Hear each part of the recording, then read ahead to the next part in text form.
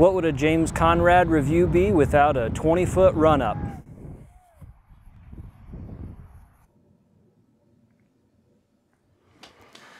I'm Doth Savick, and this is my review for the MVP Volt, the Bendy James version, the first tour series for James Conrad from MVP. I ordered 2 of these guys. These are the 2 that came in, a white and an orange, and the white's reserved for one of my good friends, so that one's not one that I threw out in the field. One of my other buddies picked up a pair of them also. He got a blue one and this orange, which I snagged from him, so I've got 2 oranges. These 2 are both ones you'll see thrown in the field, and then also my friend's blue one. I also brought out, I picked up a Lab Second Volt, another Neutron one that's pretty well worn, so I thought it would be interesting to test against. This guy weighs 167 grams.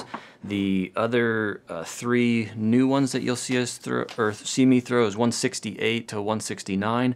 I did find that their weight varied a little bit from sticker. The one that I saw the furthest off was 1.7 grams, so not a huge deal.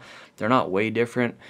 I will say that one of the things that surprised me the most when these came in is how kind of sticky, tacky, waxy feeling this plastic is. I don't have a whole lot of experience with the Neutron plastic from MVP, but for the most part, when I think of that plastic, I think of it being super stiff, kind of glossy and slick. So I was really surprised to see these have some really nice grip to it. It made me more excited to test them out and throw them. I do have one other Volt, a Proton Volt that a good friend gave me, and I've been experimenting with this a little bit. I found this to be a very beefy one. Unfortunately, I left it at home. I forgot to bring it out to the field, so I didn't get to do direct comparison with the new ones. But that was kind of my previous experience was, oh my goodness, this thing is a beefcake. It's kind of like Firebird territory. And throwing this beat up Neutron and then the new Neutron ones, they've proved me wrong. That's definitely not what this disc is. It flies much straighter and longer than I thought of in the past. The stamp on these I wasn't particularly psyched with when I first saw it come out, but now that I've got them in my hands, I like them way more.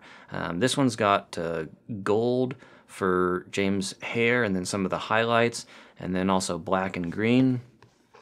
And then the other ones I've seen have silver hair like this, and I really like the purple and black on this one as well.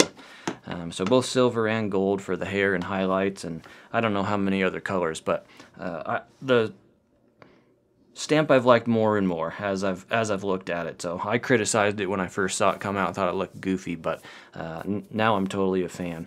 So I won't keep you in suspense anymore. Let's go straight out into the field and see how they fly.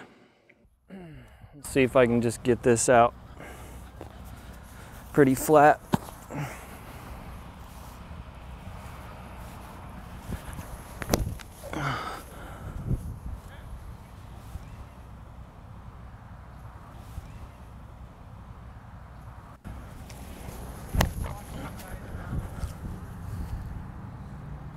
Nice. 60. 60. That definitely was a little bit more nose up than I wanted, but it still didn't go for like massive hyzer. It pushed pretty straight. We'll try a little bit of Annie on this one.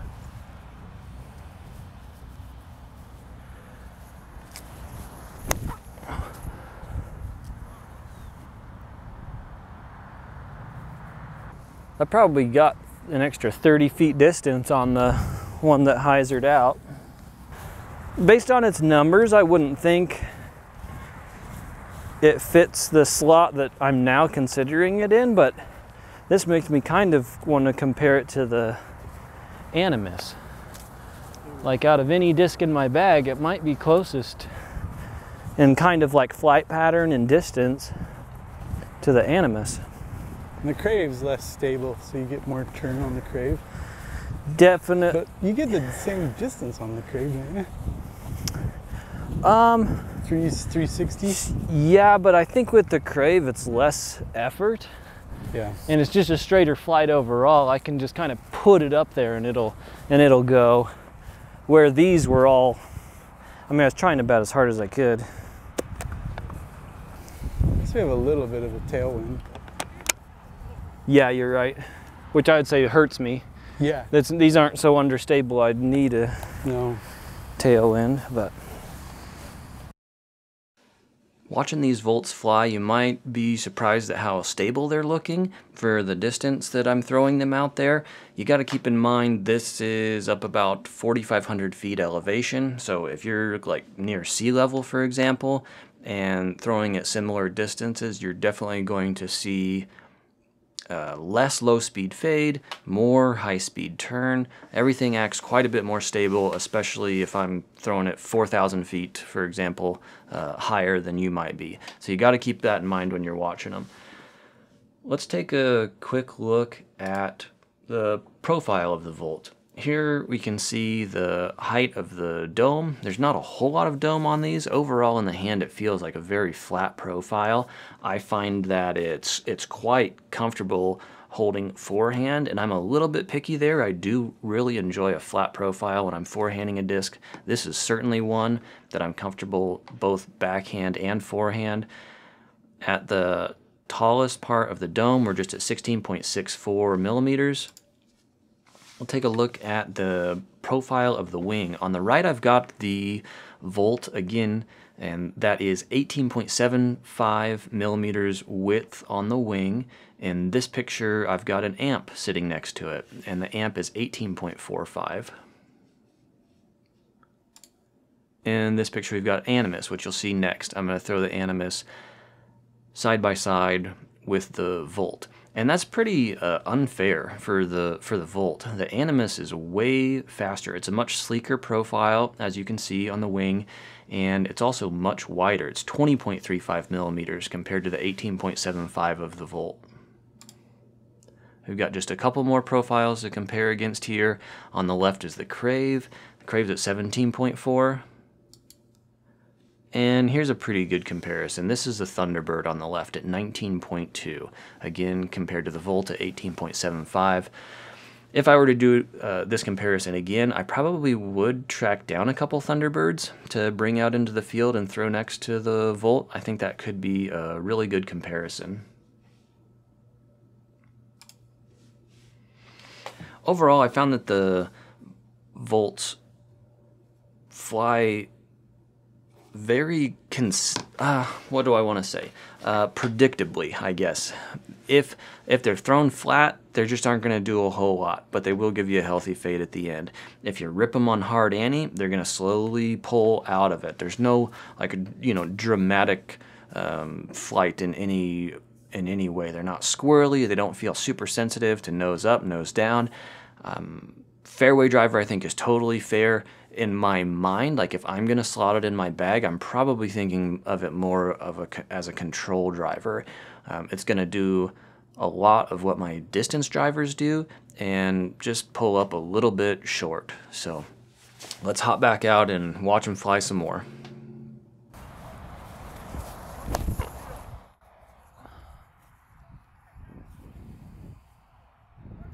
$60. That makes sense. Definitely have trouble getting full speed on a more severe angle than that. Tailwind picked up a little more. I give this one, try to give it more ante and more height than any of the last ones.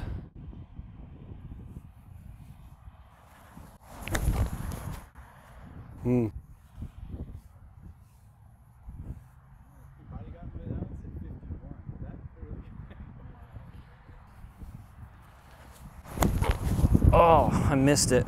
No ante. Still 60. Came out of my hand early.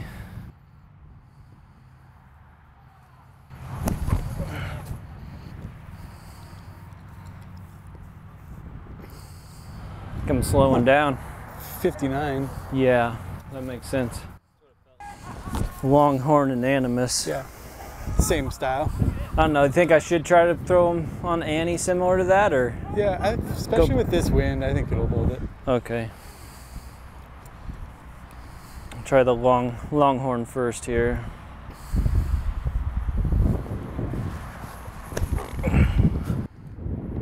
Oh, I missed it on the gun. Dang. It wasn't as much speed as the last couple. I was still probably upper 50s, but might just be out of juice. Try the Animus.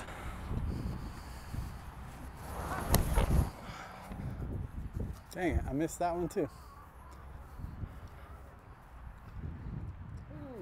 Wow. That one really far. Thanks for stopping by and watching my review of the Volt. I think it's a great disc. I can see why it's the first one to come out for James. I think that whether you're throwing 200 or 250 feet or 450 feet, you'll have a possible home for this disc. At the shorter ranges, arm speed of 200, 250 feet, it's going to be super dependable, almost like a Firebird sort of utility. And then the further you can throw, going out to 450 or so, you're going to start to see more and more movement out of it. I think that it has a home in pros bags and rec players alike, possibly. So it makes a whole lot of sense that James picked this as his first disc out. I appreciate you hanging in here. This is the first test of the second set of lav mics. I didn't put windscreens on them, and so we definitely had some wind noise when we were out there, but I think that overall they performed so much better than my last set of mics, so this is opening up some new possibilities for more and more content. If you like this sort of review for discs, let me know. Give me a recommendation for what you'd like to see next. If you think this format needs a little tweaking, please comment about that as well. I'm definitely open to comments of that sort. Also, if you want to help fund, this sort of video, please consider checking out my Patreon or clicking that join button just below. That's a monthly commitment. Even if you're just a few dollars for 1 month or something, that's awesome. Some people are hanging in there and have been part of that for months now, and that's just amazing. It's helping me out a ton. Even without having to pay any money, if you give a thumbs up or down if you don't like the video, either way, and leave a comment, all of that helps a lot. So I appreciate all you guys. We'll see you in the next video. What would a James Conrad review be without a 20-foot run-up?